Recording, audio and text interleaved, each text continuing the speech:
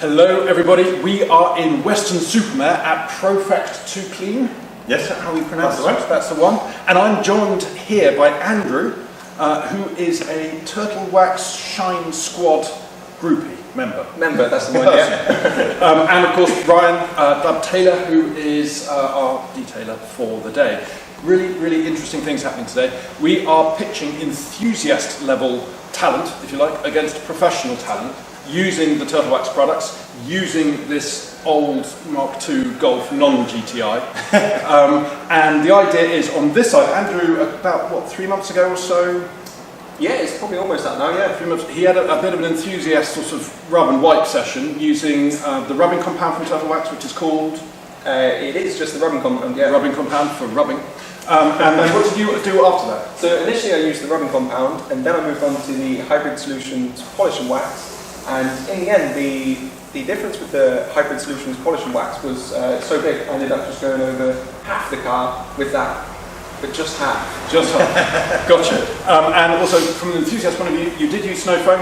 Yep. You did do a proper bucket wash with it? Yep, with the max power car wash. Gotcha. But we didn't do any like formal decontamination stuff with it. So to keep it fair, and bear in mind we're looking at talent here, not necessarily product, we're going to be doing exactly the same with Ryan. So it goes slightly against your nature not to be doing fallout removal and tar removal and clay bars. Yes, it does. But you're going to cope, you're going to suck it up. Yeah. Yeah, that's cool. And bear in mind this car is destined for the scrap heap or for some hipster repair. Some maybe. So it's not, we're not sort of risking valuable items necessarily, although I'm going to get shocked so much by VW fans for that. But never mind. So what are you going to do to this side? Well, basically I'm going to be doing the same process what Andrew's done, and I will be doing it with a machine.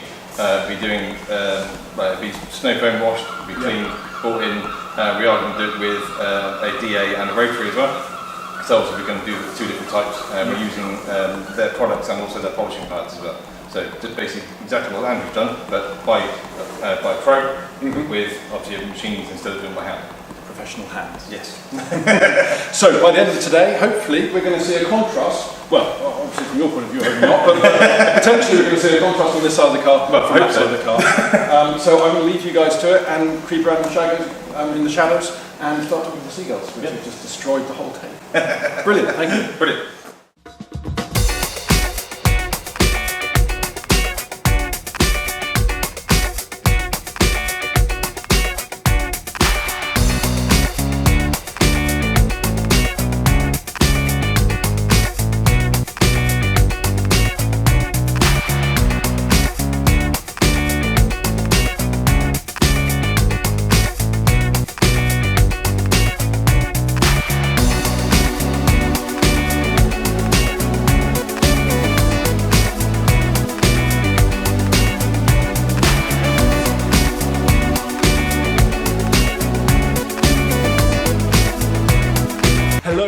And welcome back to Profect to Clean in Weston-super-Mare. We're joined by detailer Ryan and by Andrew, who I'm told is not a Turtlewax groupie. You've got an official name, which is Shine Squad member. Shine Squad member.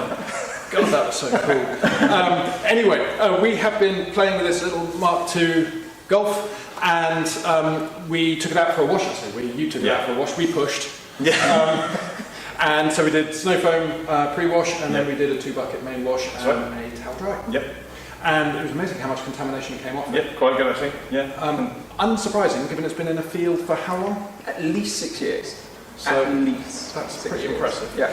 Now, as per the point of this test, which is to test application by machine versus application by hand, the car was not decontaminated before correction. No. Which is a big no-no in sort of detailing scenes, but it is purely for the purposes of tests, so just a big shout out, that's why we're doing it.